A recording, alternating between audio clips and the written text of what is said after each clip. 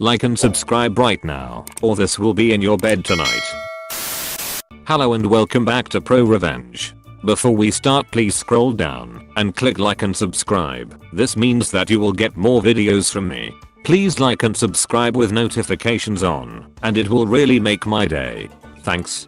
Don't mess with a karate teacher's kid. Sorry about the shitty writing. Backstory. Today I will tell the story of the student which we will call Rex C. Rex was a nerd and overweight, weak nerd. He was into Pokemon and D&D and other things which I'm not aware of. He had a few friends, but most were in a similar boat. Rex had a brother, who we will call Nick, who was strong, popular, and a hit with the ladies. Rex was a prime target for bullying, but Nick would step in where he could. Our school is in a shitty area, but a decent public transportation system, meaning most students took the train home. Rex and Nick lived in one of the majority black populations, which were unfortunately pretty low quality. Then came the incident towards the end of the year. Rex was talking with his friends, and one of the bullies came up to them. I was a good distance away, and I could not confirm what the bullies said, but it ended with Rex's friends leaving, and Rex crying. Nick must have seen as well, and Nick gave a swift punch to one of the bullies' faces. This led to a huge fight between Nick and his friends, and the bullies, like a brawl between 10 people.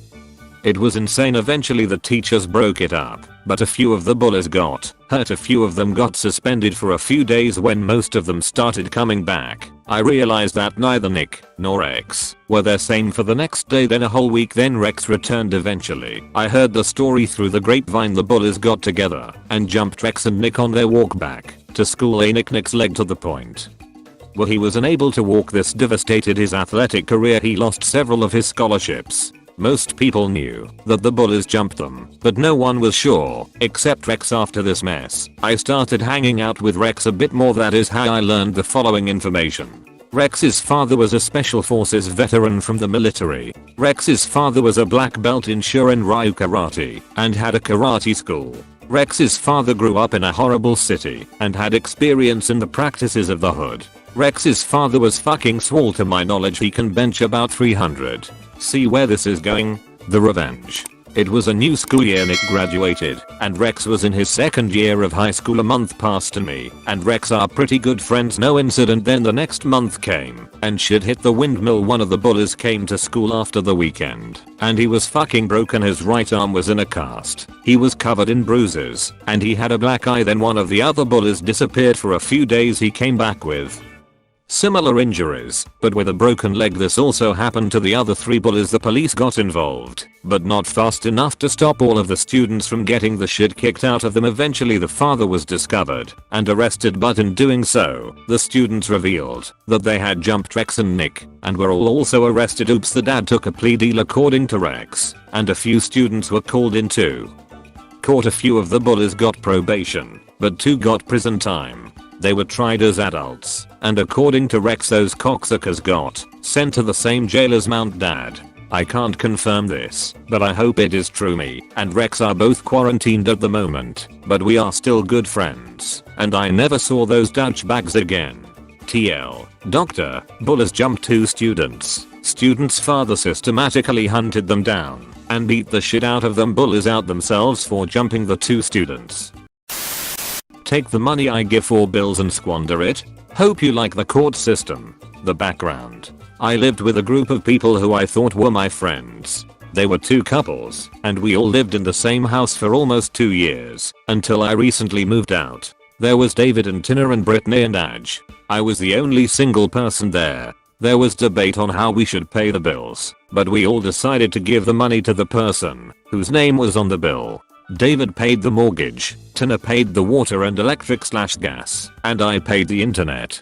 It came to the point to where I was paying close to 80% of the mortgage by myself, the entire water bill, about 75% of the gas and electric, and I was paying the internet bill by myself. I was giving the money still to the person in charge of the bill, but came to find out about 10 days before I moved out that the mortgage was defaulted on and the house was in foreclosure. Also, the water, gas, and electric bills were in constant threat of being shut off, and that the only up-to-date bill was the internet.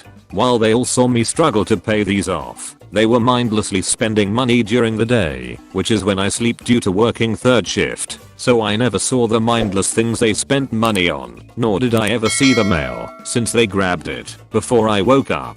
Brittany never paid anything as she was having her check garnished due to unpaid student loans, but she always had expensive makeup. Aj never held a job for more than 2 weeks. David and Tina were always calling into work, knowing that I wouldn't allow them to go without a home due to our history. One day, I woke up while they were all out and about doing something or other, so I went to go check the mail as I was expecting a package when I saw the bills in the mail, so I decided to investigate. I opened up the gas and electric bill, as they are by the same company, to see a total amount of almost $400 and in risk of being shut off. I was shocked and pissed. I knew right then and there what was going on, and I vowed to screw them over as hard as I could.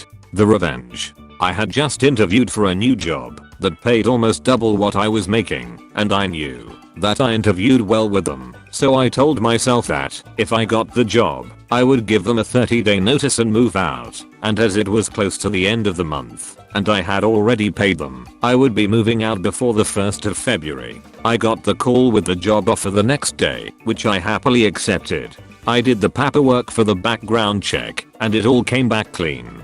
The same day I accepted the offer, I typed out a 30-day notice and recorded myself with my phone in my breast pocket, handing it to them, explaining that I was moving out. I started my job and my hunt for an apartment close to my new job, which I found within a week of starting. I took almost the entirety of my checks, set them aside for rent, deposit, and basic things that I would need. I was asked several times to help with the next month's bills, to which I said no, as I was saving for my own place, and that they had plenty of time to come up with the money between the 4 of them, because I was doing it all by myself pretty much on a meager pay rate of $11 an hour before my new job. There were a lot of scowls, passive aggressive behavior, and flat out attempts to take or use my things or foods without permission. The day came when I finally went and got my U-Haul and had a few friends help me move. Free beer and free lunch are the best payment ever, as they shared it all with me.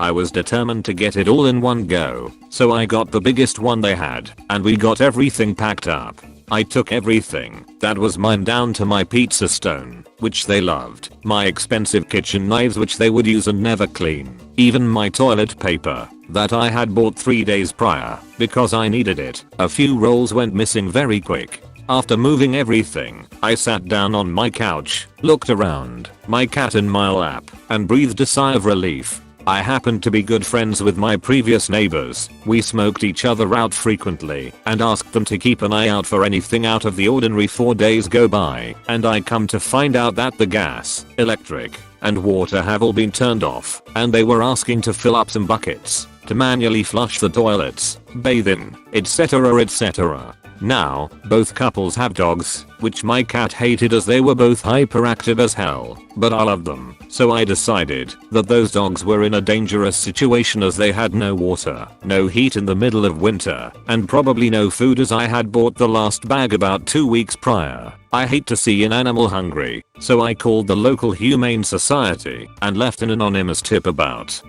the dogs and how I was worried about them. The next day, my neighbor, Todd, texted me telling me that the dogs were removed from the home, that my previous housemates were being charged with neglect, and because of the lack of utilities, that these were not civil, but criminal charges. This was enough for me to smile, but I wanted more. I knew that David was divorced and had a child. I also knew that he wasn't paying child support. I then contacted the local courts and made them aware of the flagrant non-support and that maybe they could help the agency looking for him. I provided the address that we lived at and that the home owner was the one who that was being looked for.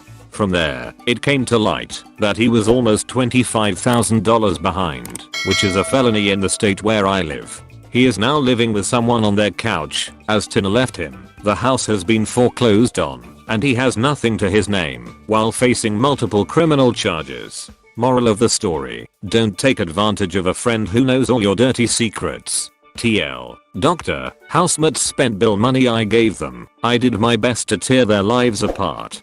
Thank you all for watching to the end of the video. But before you go, please like and subscribe for more. Not many of you all that watch are subscribed or like the video, and this makes me unsure if I should continue to make more content or not. So if you want more content, please like and subscribe. If you don't want to miss out on any future videos, click the bell icon next to the subscribe button.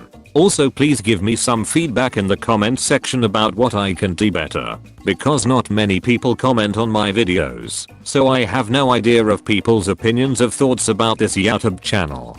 So yeah, that's all from me. If you have subscribed and liked the video, please consider sharing the video with your friends. Thanks and bye. I'm still doing daily uploads, so hope to see you in tomorrow's video. Bye.